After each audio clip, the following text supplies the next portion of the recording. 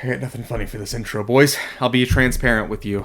Building a deck in Yu-Gi-Oh! Is fun. It's also pretty hard if you don't know what you're doing. Yu-Gi-Oh! Is complicated. The best and easiest thing you can do is to look up a deck list online, buy those cards from certain retailers, and have a deck that is ready-made to go. But what if we made it even harder? We're going to build our deck solely by using Konami sealed product. That's starter decks, booster packs, and trading with other duelists. This should waste plenty of both time and money, but make our deck unique to us and hopefully make us a little bit better at the game while we're doing it. Welcome, duelists, to Pay to Play Yu-Gi-Oh! The allegations are true. I am bald. We're back, and just so you are aware, this was recorded, at least the duels, before the ban list. So you're going to see some combos go off that, aren't really possible anymore. And I actually recorded 2 episodes prior to the ban list, which is a bit of a problem. Because while one makes sense, I can kind of explain it, I can't really justify why I'm doing some illegal plays so far ahead of the ban list. So rather than do that, we this time are just going to have a double episode. That's right, our penultimate episode is going to be a twofer, baby. I say penultimate because the next episode of the series will be the finale where we are finally taking Fire Kings to regionals. I have only been to 1 regionals previously and I left after 2 rounds. I got too overwhelmed by how many people were there. So this is going to be pretty huge. This is something brand new for me, something I've never done really before. I'm really excited for it. Obviously, the last episode is going to be a little bit different since we aren't going to have any people with us or any duels to film. But I'm very, very excited to get this going. That said, this is going to be a little bit retroactive because now, obviously, the ban list has come out and so has Crossover Breakers with a brand new meta. At the time of recording this, however, I'm really mostly worried about 3 things. Tenpai, Fiendsmith Yubel, and the mirror match. Well, Fire King Snake Eyes in general. Against the mirror match, I feel pretty confident. Yes, ultimately it's going to be a luck of the die roll. Who gets their Azamina stuff out first, because an Omni Negate plus rest of the Fire King Snake Eye combo line is hard for us to play against. However, Fiendsmith Yubel, I think we actually are able to beat, thanks to some of the new negations we have on board. The fact that we can now put up a spell negation, that's huge for us. I actually feel pretty good about that matchup. And Tenpai's never really been a problem for me. I know it can be, and I'm not trying to dismiss it, but I think because we're specifically on the Fire King build, the fact we can destroy them and kind of stop them during the battle phase, yes, they can win, but the odds of them completely overwhelming us, relatively low in my opinion. We're cooking, but we need to be a much more talented chef. That said, let's go ahead and open up with the first of our pack openings. So, we're back with more Rage of the Abyss. Now, Rage of the Abyss currently has pretty much everything we're looking for. Otherwise, I would say Quarter Century Bonanza would probably be the best one, but right now, Rhoda is our best bet. I'm happy with it. We need Volcanics, we need the Molcharmi. Honestly, we just need a lot. And pretty much every secret rare, Deception, Molcharmi Fuelos, a Dominus Impulse, and Volcanics are all really necessary additions. Other than that, like outside of the secret rare slot, I don't know a ton that we need, but I'm here to be surprised. So we've got Primite Roar. Primite seems to be an interesting engine. I think with the more support it gets, the more interesting it will be. We'll definitely set it to the side for now. There's just not a ton of like the commons that do anything for the deck right now.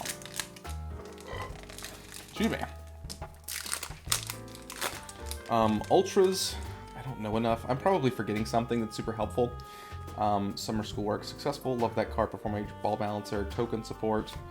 Levirtue Dragon. Obviously, I think Surfacing Big Jaws is a pretty decent trade bait piece. We'll see. Fish Sengen Furo, Supply Soldier of the Indestructible Insects. So, I mean, there's a lot of trade bait here. Obviously, a chance we could pull yet another QCR, which would be sick. One we could play would be really awesome, but we shall see. I'm not going to get my hopes up. Guilt of the Sinful Spoils. I'm also looking into playing some more like Sinful Spoils traps in the deck. Mimighoul, Throne as our first ultra rare of the set. Definitely not one of the better ones, but we'll take it. I'll organize it to keep the ultras in frame. Super is not as important. We did get all of the copies we need of Firestorms over Atlantis, so if we ever are able to work that into the deck, we should be good to go. However, for the time being, it just doesn't really fit, which is kind of the problem. It's always going to be the kind of extra last piece. It's never going to be the one you're looking for. So Tactical Trainer, Supply Soldier of the Indestructible Insects, Anarchist Monk of the Six Samurai, Summer Schoolwork successful, and... oh, sick! That's what we needed! Okay, awesome! Hell yeah! Okay, perfect. I mean, I guess speaking it shall happen. So, Fire King Courtier Olconix is huge. We'll gladly take that. That's really going to help with the consistency of our deck. It's also going to help us run fewer copies of Fire King Island and Fire King... Circle of the Fire Kings. So, that is huge. That's... I mean, it was a success. This pack opening was awesome. That's like an actual kind of money card. It's one of the few cards we need, we're able to pull, so I'll gladly take that. Absorber, Max Metamorph, Valmonica Hereditare, Insect Invitation, Mimikul Slime. Mimikul archetype is so pretty, which I like. It's just so cutesy. I don't know, I'm a big fan. Azamina Soul, Eric Scythen. I wish that Ilya Silva was the Ultra, because she's the one I usually end my board on. I rarely end it on Mew Rushialago. So, and honestly, you don't want to. So, I don't know. I wish it was in a higher rarity, but that's fine. Puppet Shark, Token Support, Monica Hereditare into Azamina Ilya Silva, Speak of the Devil. It's not actually, I'm discovering, it might not be the worst idea to run 2 of her. So we might be bumping that up in the extra deck. We'll see. I'm not sold on it. I know a lot of people don't. It's really good. At least it has been so far. And a lot of times I'll make one and then I won't have a second to go into. So, you know, a lot of cards are effectively dead, like Hallowed Azamina. So I'd like to have an additional option. We'll see. I don't know. Maybe that's dumb thinking. Maybe I'm just, you know, I'm in a win more state of mind. I need to get more used to this deck anyways, so we're doing a lot of practicing. Final Bringer of the End Times. It's fine. It's just a worse version of Circle of the Fire Kings. Or no, Fire King Skyburn. So it's cool. 4 more packs left. We've got potentially one more ultra rare guaranteed to us out of this side, so that would be sick. We've already definitely gotten what we needed in terms of the Olconix. We shall see. Azamina Determination, the Lineop Sisters, Mimikul Armor into the Hallowed Azamina. Great card. We're currently running 2 because we only have 1 Deception, but it's not bad in the slightest. I'm honestly surprised that Hollowed was the one that was super rare and not Deception. Like Deception, because Deception's good, but Hallowed is, you know, the main piece. I don't know. Maybe I'm crazy. Maybe I'm bugging. We'll see. Alright, moving right along, we have Lineop Sisters, Never Ending Nightmare Absorber, Primite Howl, Insect Invitation into Flying Mary, the Wandering Ghost Ship. I think this is the other one. I think we've already pulled it, but I'll take it. I mean, it's an ultra rare, so we can't complain too much. I just don't think it's worth anything. I really have no idea what decks are running it, which is the hardest thing to really kind of come over. Because zombies just aren't really doing anything right now, so who knows. But we'll keep going. We'll keep chugging along. I mean, this is a box with a little bit extra. Flipping Feline, QQ, and Naga. Reincarnating Invaliant Male, and Incoming Machine is our super. Which is apparently pretty decent, I think, for the strategy. Or at least, like, it's not crazy, but it's good. Wandering Titan of Tartarus. That's cool artwork. Almost looks very Magic Gathering in a way. Puppet Shark, and back to the front. So, last 2 packs. If we get anything good, we could still pull a QCR. And if we get a QCR Olconix, that would be huge.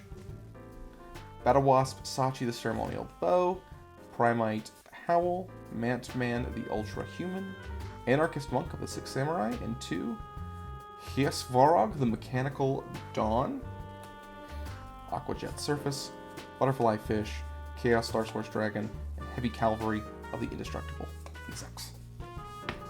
I haven't seen anyone try out the new insect stuff, which is unfortunate. I'd like to see it get a little bit of play, but I mean, I guess if it's not great, it's not going to. I don't know. I never want cards to go unplayed. Okay, so Mantman, Xyz Poseidon Splash, Anarchist Monk of the Six Samurai, Guilt of the Sinful Spoils, and 2 Legendary Lord, 6 Samurai, and Nishi. Denial Deity Doten, New B, Ruby Sephiroth, the Adamant Jewel, and El Magi Mergi finishing us off. So, cool stuff. Definitely a big fan of one of our pulls, which is crazy, getting a copy of like the specific card we need. And I think we only need the one, because a lot of people are running it at 2. I think we can really afford to kind of be at 2 right now. It'll replace probably our copy of Barong, because I think whenever we're destroying Barong at this point, really we're better off destroying Olconics. All right, so nothing absolutely crazy in this one. Getting that second copy of Olconics is huge. It really helps our consistency because Olconics is both a starter for us as well as an extender. And that extender is actually more important because getting a second level 8 on board opens up our plays for more options. Before I talk through some of those combos, let's look at the trades we've received this week. This week, we actually have a lot fewer trades than we had last week, but this one trade is just a small boon to our extra deck because it is a copy of the Zombie Vampire, which we're going to be able to put in our extra deck. I'm probably going to get rid of Deco Talker Heat Soul for now, but this is going to actually be a pretty good consistency piece for us. I'm pretty excited for it. I will probably only make this on like turn 2, turn 3, maybe even turn 4 situations. But we do get the secret rare, which I really like. It's just very pretty. I've always liked this card. Every time I've seen it, I've never actually owned this card, so it'd be really cool to get to run, but I'm pretty excited. Right now, this deck feels like I am driving a Ferrari. It feels way too powerful for me. I'm better off in a Prius. But all that being said, it's incredible. I have never had anything this good in my hands. The fact I can just kind of play through anything if I'm good enough is wild to me. I'm not good enough. And I think the real problem is I don't know my opponent's cards well enough. Our stuff, I feel pretty decent about. Their stuff, not so much. All that being said, we are going to locals this week with our only slightly updated build. I don't feel like going into a whole new deck profile. If you watched the previous episode, you know what we're bringing. This week, we're at the side deck, and while it's not my favorite place to be, I really do like it because if we're trying to get ready for regionals, this is where we're going up against some of our fiercest competition. There are a genuine chance that the people that are going to come in first, second, and third place at the tournament at the side deck are probably also going to come in like the top 10 at the Greenville Regionals. The one thing you might also notice is we did forget our playmat. I don't know, man. So you're going to see a lot of brown table Yu-Gi-Oh! Let's go! Our first matchup is up against Millennium, and we're facing up against our buddy Mikey, who is a bounty duelist for the night. That's really, really helpful for us. If we can beat this, we get more ODS packs, which gives us more trade bait, and going into the regional, that is huge. Mikey is on Millennium, though game 1, you wouldn't really know it. We're able to go pretty much full combo with our hand. He had no real interruptions, and we pop off. With the deck we currently have, popping off takes a while, especially with how well I know the cards, but it also means we set up a board full of interruptions and negations, and a deck like Millennium really cannot play through that unless they draw a board breaker of some kind. Mikey doesn't get there, he scoops, we go to game 2. Game 2 is a lot more back and forth. He's able to get out his big Exodia boss monster, he gets out a copy of Millennium Shield, he also has a copy of Secret Village of the Spellcasters, which can really hurt us. Luckily, however, we are able to get through it. We're able to get most of our Fire King Snake Eye combo lines completely done, deal with the Exodia, and then on his next turn, we get hit with Lava Golem, which I was not expecting. However, even though the Lava Golem is in defense mode and we're going up against this Azuroon, we are able to get through everything, take it, and he goes ahead and scoops. So we are now 1-0 for our record for the evening, and honestly, I'm feeling pretty good. Game 2, and I am feeling great. We just won against a bounty duelist, and we're riding pretty high with this brand new deck build. We're going up against Fiendsmith Yubel, which, like I said, was the deck I was most worried about. Game 1, he wins the die roll, and he pops off. I'm trying to think of what I can possibly do to stop him. I fire off a copy of Kieran to get it on board, hoping he'll pop it somehow, which could give us a little bit of free, momentum going into it. But honestly, he's able to go full combo. He sets up an Omni-Negate with Varudis. He has Phantom of Yubel on field. It just, we can't really do much. Game 2 just goes the same way. We open up a pretty bad hand overall. We're trying to stop him. I'm able to end on a copy of Hope Harbinger, hoping to hit opening of the Spirit Gates if I can, but ultimately it doesn't matter much. He completely whops us, and we are leaving this, getting 0-2'd, leaving 1-1 overall for the night. It's not the worst that we've done. 1-1 is fine, though not where I want to be. I am getting to learn more and more of the Yubel combo lines, and that's important. So to that end, congratulations us. In terms of actual gameplay, congratulations my opponent. Game 3, and I'm really excited. The opponent I'm going up against has really cool mat, really cool sleeves, seems like a really nice guy, and we get repaired. Game 3, we're going up against a really, really cool guy. I ended up really liking dueling against him. He is on Fiendsmith Yubel. Game 1, we lose the die roll. We're going into it, and he has pretty much full combo. We don't really have anything in our hand that's able to really trap him. He just goes completely off and sets up his board, and we just can't break through it. He takes game 1 with an Arudas, a Phantom of Yubel, and a bunch of other nonsense. Game 2, we get to go first, and I guess he bricked. So we set up a decent enough board. He's able to kind of stop us a little bit. He sets up basically nothing, and we're able to take it on turn 3. Game 3, obviously we're going second, which is a big disadvantage for us. However, we've got a pretty decent hand. I have Droll, I have Imperm, and clearly that is going to be enough to make him put up a suboptimal board. Except it's not. He puts up a really good board playing through us. Talks about how Droll hits him hard, but quite frankly, I didn't see it.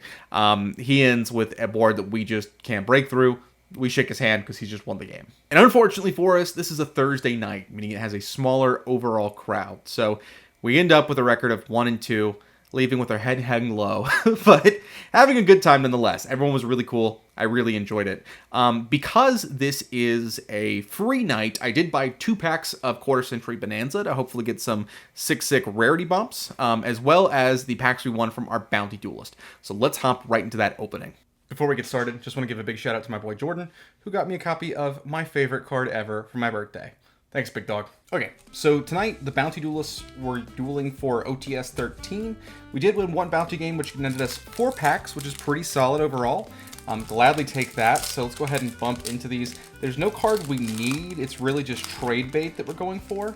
I don't know if the old ones had the shiny at the front or the back, so we'll see with this first one.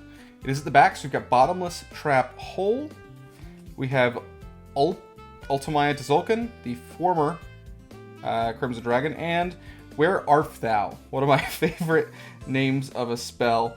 Now that actually, there's some applicability here in our deck. We wouldn't run it at this point, but at some point, like in the series, we actually would have used that when we were doing just pure Snake Eyes, Fire King. That would have been a really good pull, actually. So we'll kick off with Goblin King. Very cool.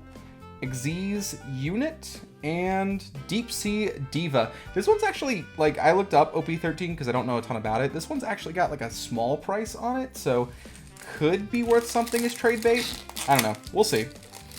These packs are also weird. They're like very flimsy comparatively. I guess it's just because they're old, so that's fine. It's really cool that we get to open them. That's pretty sick. Spore, Gravity Collapse, and ending on ABC Dragon Buster. Honestly, kind of a cool ass card. I'm kind of cool with that. And last but not least of the OTS packs, if we get an ulti, it's either Book of Moon, Rafflesia, or one other, and I can't remember what it is. But we have Gravity Collapse, Goblin King, and ending on a token, Generator Token. So, neat. I've never opened this set before because it is before I really got into Yu-Gi-Oh! So, kind of sick. I'll take it. I mean, it's a free token. Let's go ahead and open up Rarity Collection 3 or Quarter Century Bonanza. Really, we're hoping for a Fire King Island. That is what we are going for in QCR. That's the goal. So we're kicking off with Thunder Dragon Colossus. Gross. We've got Ancient Gear Howitzer. Set rotation in Collector's Rare. That's pretty awesome. Gladly take that. I love like updated rarities. Nemesis Corridor in Platinum, and Elemental Hero Neos Alias in Platinum. So pretty cool, like for the upgraded stuff. Set rotation, I'm pretty sure it came out as a common, so it's kind of cool to see that get upgraded. We can't really use it, but maybe it's trade bait. It's not really worth anything, but it's still cool. Neos Alias is pretty awesome. I just like seeing it in the Platinum, so very cool. And then of course the Platinum, Refold Nemesis Corridor is pretty sick too. So we'll gladly take that. Next pack is our last. Forgot to give it the good slapperooski. Go ahead and do it. We'll do front to the back. Get those all organized, and then we'll go from here. So we have Clockwork Knight. Totally awesome. An ultra rare. Great card. Don't need it. Clockwork Knight again, for sure. Going into Super Poly. In Secret Rare, Super Poly is actually kind of a good pickup for us. That's something we could potentially look into citing. It is actually useful. Going into Kawaki Meru Dragon. I know this is a good card in some format, but it is not a format in which I played. I will say though, with the Platinum, this looks pretty sick. I'm not gonna lie. That's kind of rockin' awesome. So, 2 Clockwork Knights, can't use, but we'll take it. Super Poly we can actually look into citing if we had like a Ruhr or anything. I don't know, but ultimately, that's pretty cool. Okay, I'll admit, we got nothing good at all. It was pretty awful. But this bad boy is a 2-parter, which means we opened up the first half of that box of Rhoda in the first half of this episode. You know part 2's coming right now. Let's get into them pulls. I have no order, no idea what order these are in, but we do have our second packs from Rage of the Abyss box to go through. We do have 1 secret rare and 1 ultra rare theoretically guaranteed in this. Still a chance to pull a QCR, which would be absolutely sick. Secret rares we need. Not to spoil any trades we might have done, but really hoping it's not Nulconics. Second one. Alright, we are kicking off with Never Ending Nightmare Absorber, Xyz Poseidon Splash, Chaos Allure Queen, Flipping Feline into Goblin Bikers Gone Wild into... Oh, this is a super. Okay. I didn't notice it at first. I didn't really shine that much. But yeah, Goblin Bikers Gone Wild is our super. Butterfly Fish, Battle Wasp Wind, Battle Wasp Rapier, the Onslaughter, and back to the front. Unfortunately, I think outside of the secret rares, there's not a ton we need. Ultra rares, maybe. The Primite stuff could be cool, not for this series, but just in general. So I'll probably take the Primite card, but we'll see. All right, Mimighoul Armor, Supply Soldier of the Indestructible Insects, Azamina Determination, Chaos Allure Queen, into Metal Illusionist. Very cool card. I have no idea what it does, but a retrain of Copycat is always super cool. So it's also interesting that it's an illusionist, but it's a spellcaster, which I think is just cool. Butterfly Fish, Chaos Star Source Dragon, Ruby Sephiroth, the Adamant Jewel, and Suru Purupurin. Alrighty, so, I mean, it's mid so far, nothing crazy. Alright. Puppet Shark, Metman the Ultra Human, Performage Ball Balancer, Battle Wasp Sachi into Heart of the Blue Eyes, our secret rare. Okay, sick. This is like, it's very cool for me. It's not really great for the series, but oh my gosh, it's got like a price tag on it for sure. At least enough of one that we could trade into something, but I also just really like it, so we'll see if I get rid of it. I guess I'll put it up for trade, but oh, that one's gonna hurt. Blue Eyes is still my favorite deck in all of the game. There are a couple people I know that want it, so it is tradeable. Not obviously a huge price tag, but very cool. So gladly take that over some of the others. Supply Soldier, Tactical Trainer into Rescue Hedgehog. Probably my wife's favorite card of the set. Release Brainwashing, Aquajet Surface, Time Engine into Sengen Furo. Okay, very cool. Already this is a dub. Just getting a copy of Volcanics and a copy of Heart of the Blue Eyes is really cool. Anything beyond that is just extra. Still a chance we can pull a QCR, which would be sick. Yeah, I am just so excited. It could be also a misprint where we get extra secrets. Armored Shark, Goblin Biker Garand, Crisis into QQ and Nagan, into Centurion Primera Primus. It's fine. Didn't help us at all, but it is cool. Mimigul Fork, new B into Heavy Cavalry of the Indestructible Insects. Back to the front. Insects. Ugh. You can tell it's late.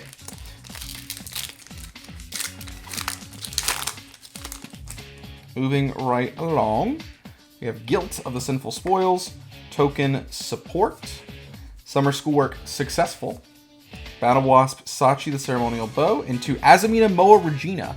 I don't know that we need a second one of these, but I'd rather have it and not need it than need it and not have it. I don't think there's a world in which we get into a grind game where we're really missing it. I mean, I don't even know that, though. Moa Regina, adding a Sinful Spoils is huge. If we lean further into kind of the Azamina stuff, we might want a second one. We've been running the second, the second Azamina card, so I don't know if we need it, but I don't know. At the same time, I'll take it. Max Metamorph, Mimigul Armor, Anarchist Monk of the Six Samurai, Azamina Determination, into Azamina Debtors. During your main phase, reveal one Azamina Fusion monster in your extra deck, and for every 4 levels it has, send 1 Sinful Spoil card from your hand into our field to the graveyard, and special summon that revealed monster. During your main phase, you can banish this and target one Azamina. Actually, hold up. Okay, I know it's not being run in a lot of decks, but this actually is kind of sick. Because it's kind of a better version of Hallowed Azamina. I know it's not played a lot, but I am a little curious if it could be a good secondary target. So let's say combo line, obviously we're going Moa Regina, then shuffling it back with Hallowed Azamina in order to get into Ilia Sylvia. This allows us to potentially once again next turn, or the end of our turn, go into a third fusion, getting all back out. I don't know if it's a win more strategy or if it's good, but it's interesting. Goblin Biker Grand Breakout. Azamina Debtors. I really think we might be running that in this build. We need just something else. I wish it was a Sinful Spoils card, because we really could use a second target for that, but honestly, I kind of think that's a really good pull. Yeah, geez. Insect Invitation, Flipping Feline, QQ and Nagan, Armored Shark into Drake Shark. Suropurapurin, Heavy Cavalry of the Indestructible Insects, Release Brainwashing, and Union Pilot. Yeah, I kind of really like Azamina Debtors the more I think about it. Probably shouldn't. This is probably just my inexperience showing, but no, I'm really a fan. Valmonica Hereditare, Token Support, Reincarnation Unveiling Male, Azamina Determination, into Mermail King Neptibus. This is the third copy we've pulled of Neptibus. That card is glued to us. Geez, Soul or Siphon. I'll work back to Valmonica. Yeah, oh, good lord, I've pulled so many of him. I pulled the QCR, which is cool. Good grief, I've pulled so many Neptibus. That's just insane. Alrighty. We might be done with this set at this point. I just go into some rarity upgrade stuff. Goblin Biker in Crisis, Xyz Poseidon Splash, Performage Ball Balancer, Man the Ultrahuman, into Splitting Planarian, Release Brainwashing, Ragnaraka Wisteria of Woe, Virtue Stream, and Ruby Sephiroth. So, cool. Oh my gosh, I really think Heart of the Blue Eyes just awesome pull in general. But gosh, I really think that we might be running Azamina Debtors, which is probably a bad call, but we're gonna make it. All right. Insect Invitation, Primite Howl, Flaneop Sisters, Max Metamorph into Succumbing Song Morganite. This is definitely very interesting of a card. It's like a unique tech choice, but it's cool. So, all in all, really can't complain. This is a pretty awesome opening. Got, potentially one card we can use, one card we will be using probably against everyone's recommendation, and then Heart of Blue Eyes, which is just a sick card to have in general. So, gladly take it. Oh, and another Neptibus, which I guess is something. Taking a more critical look, we didn't get all that much. Heart of the Blue Eyes is good because people right now are trying to trade for it. That's really beneficial. We've got a lot of Millennium players at my locals, so I can probably get something for that. Moa Regina, we don't really need. It doesn't really do anything to have a second copy, but I mean, we've got it, so I'll take it. Overall, is it great? No. But it's serviceable enough because we did get a little bit of trade bait, and that's really what we're going for. The main problem is there's not really a lot to trade into for us right now. We've kind of optimized our build. We could, yes, use another copy of Volcanics, but really at this point, I don't feel like I need much of anything. I feel pretty good about it, actually. We've got most everything we need. There are a few wants, for sure. There are some things we could use. Some copies of Triple Tactics Thrust would be huge for us to use. Some copies of Evenly Match, or one to finish out the playset. Copies of Cosmic Cyclone could be pretty big. But while those are all good cards and probably would help us, we don't need them. And that distinction's important. So right now, I'm feeling pretty good going into this locals. The real test is, do I know my deck? And can I learn other people's decks before the event? And I think the answer is yes. And we are going to our favorite stomping ground, that computer store. We really need to do well in this locals event. Not because we need to win, which would be nice, but we need confidence. And that is in short supply right now for our deck. I'd really like to go into regionals feeling great. Game 1, we're going up against Caleb, who I really like dueling. And as usual, he's on Ice Barrier. We win the die roll and get to go first. Our hand is not great. We're able to go down the Azamina combo line, but that's pretty much it, which means we end on a copy of Ilya Silva, which is great because it is a single Omni Negate, and that's it. And our opponent, Caleb, opens up really well. He's able to go full Ice Barrier combo, ending with Agerine and White Aura Whale, and is able to pierce through us and completely run us over, taking game 1. Game 2 is really, really long. It is a 22-minute game, which for the decks competing shouldn't happen. Both of them are pretty quick, but it takes a while. We open up and we do pretty well. We've got a pretty good Fire King combo to kick us off with, so we are able to get both Garunixes on field. We go into Zombie Vampire, mill 4 from both decks, and are able to get Dia Bellstar on the field, do a little bit of the Azamina stuff, and end on a pretty decent end board overall. Caleb goes, and surprisingly enough, he's able to put up a little bit of heat against us. We are able to ultimately stop him from getting where he wants to go, but he is able to bounce our copy of Zombie Vampire, which is a little frustrating, but it's fine. We open up our Snake Eye stuff, we go through the full combo there, and we're looking great moving forward. Game 3 is when I find out some of the worst words I have ever heard, which is Gamma Seal is searchable and Ice Barrier. I think I get a little cocky in Game 3, and I fire off my copy of Kieran so that I can do a little bit more of some plays on his turn.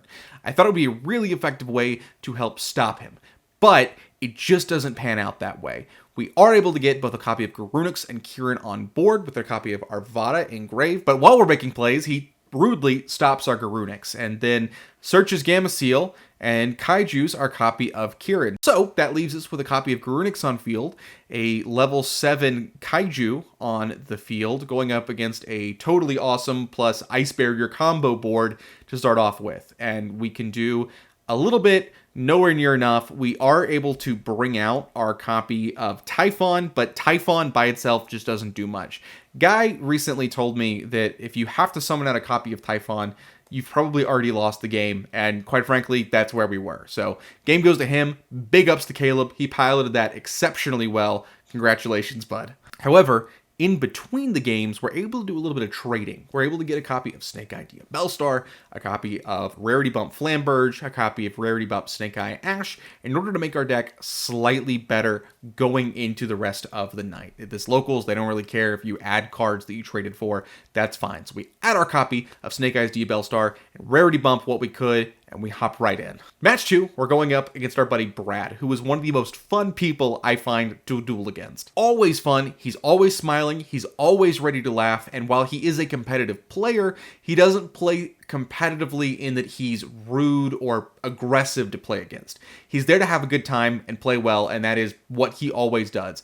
Big ups to my boy Brad. Game 1, we go first, and we normally summon Ponix. He ashes our Ponix, but we're able to go full as a Mina combo, which just means that we end on a copy of Amble Whale, pass turn, go. We're able to constantly interrupt him, bounce his stuff, stop his stuff. He is able to bring out a copy of Zeus, which is a little annoying. However, thanks to the fact we're able to go into our copy of Garunix, we're able to kind of get around the Zeus destruction, the Zeus everything, and we take it game 1. It's pretty simple. It's not on camera. But game 2 starts with Brad deliberating for 5 in real life minutes if he wants to do the funny play or the optimal play. And unfortunately for him, he chooses the funny play. He begins his turn by activating Upstart Goblin, to which we activate our copy of Droll and Lockbird. Funny. You know what I'm doing? Screw it. Upstart Goblin. For sure. Draw. That pretty much seals the game. It's pretty quick from there. He puts up the inboard he can, but without being able to get anything to his hand from his deck, we just take that game. It goes pretty well. So, Brad, thank you for being such a good sport. I really appreciate you. It's one of the funniest things that's happened to me in a while, mostly because he was on the fence for so long about what to do, and I was not telling him what's in my hand. I'm like, Brad, I'm not going to do this. I'm not going to do this. It was great. Really fantastic moment.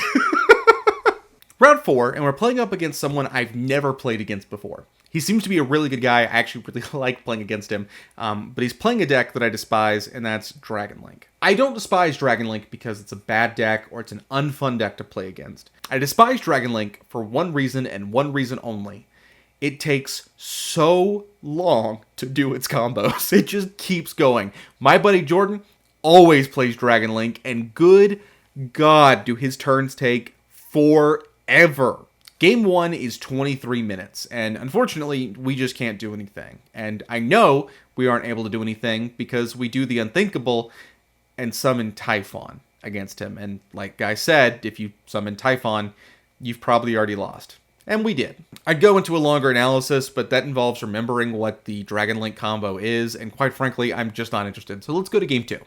We get to go first this round, and we set up a pretty awesome inboard. We have a copy of Hope Harbinger to stop any spells that activate. We have a copy of Diabells to stop him from being able to activate spells or traps before setting them, and we have our Omni Negate in Ilia Sylvia. It is a really, really, really hard inboard to try and crack. I also get this really cool interaction where he uses Bestial Libellion to set a copy of Branded Regained in the back row, which doesn't count as activating, but to be able to activate it, he doesn't have to set it because he was able to place it off of Bestial Libellion, which is pretty impressive and kind of cool. All that being said, we're able to take it. It takes 18 minutes and we end in a draw, which is just unfortunate, but it took so long. That being said, we're now 1-1-1, which is strange, but we'll take it. We're going into the last round, and we're going up against a deck that I genuinely dislike for how it plays, Tear Lament, and Kashtira, which I don't like, but Tear Lament's the real problem. Game 1 goes, and he does Tear stuff. I don't know how Tear stuff works. He just does it. I can't play, and we go to game 2. Sorry, I genuinely don't know how Tear Lament works. Game 2, we set up a decent inboard, not a great one. We have a copy of Diabells on field, and we have a copy of Flamberge on field, both of which are really good to have, but unfortunately just don't do enough. Using the Horus package, a copy of Totally Awesome somehow, he's able to stop us, get our stuff off the field, and then run over us. It's actually some really creative deck building and a really good use of resources. I can't fathom how it plays. It's too much for my monkey brain. I can't follow it, so we lose to it. Great big ups to my opponent, but that leaves us at 1-2-1, which is not exactly a great way to head into regionals, but I still think we're going to be fine. So here we are. The end of a very long road staring us in the face. Have we gotten better at the game? Yes. Have our results shown it? I don't know. It feels like we're still in the same place. But I feel better. Our deck is infinitely better than where we started. And going into this regional, it just feels special. This deck is one that we've molded personally. It's changed, it's grown with us. It's something all of our own. And I really couldn't have done it without you. which is why I want to announce how we're going to give back. Next episode will be the regional. And after that episode, the collection I've amassed, it's got to go somewhere. I'm going to be giving it away to one of you. So if you'd like to enter, there will be a QR code in the next video. There will also be a link pinned down below as a comment. Do that and you'll be able to win every single card I will ship directly to you that we have pulled and not given away previously. There are some exceptions. I'm keeping my main deck and all of the Azamina stuff. I know the ban list came through, but that's still my baby. That's staying. My deck stays with me. Everything else, anything shiny we've gotten, there's plenty of QCRs. All of the other cards we've pulled that might have gone up in value or changed, all the bulk, you're getting. You're also going to get 2 pretty nice way to house your collections and the binder we've been carrying with us the entire time. All that is going to be yours. I'll cover shipping, completely free to you. We will coordinate that after you sign up in the link on the next video. But all that being said, we need to prep for regionals. I have an incredibly stupidly long live stream to do, and we have a lot of prep work ahead of us as we finalize our deck list, and I can't wait to see you there. So like we always say here on the channel, I hope to see you around sometime. Oh, but not before we open up our victory packs from TCS. We're gonna get some winnings. Let's go ahead and dig through. Fortunately, not the world's greatest showing tonight, but all in all, we had a pretty good time. We learned a lot, and that's, I mean, it sounds cliche, but that really is what matters for us. So first up, we have Humid Winds. We have Rank Up Magic Skip Force. And then for our shiny, we have Dyna Mondo. Pretty decent card if it can find a deck to use it, which is the problem it has. I was trying to run it in Makonko, and yes, it can kind of do something. I don't know. It feels like a card that should be good, but then I never end up needing it. We have Metal Morph. Cool little throwback. Now that we've got the Metal Morph support, we have Full Force Virus. Genuinely never heard of it. Cool. I love virus stuff. And then finally, for our shiny, we have another Bomb token. Visually, this is actually pretty sick. I'm not gonna lie. The artwork slaps, but obviously not what we were looking for. So cool. A little more into the bulk, and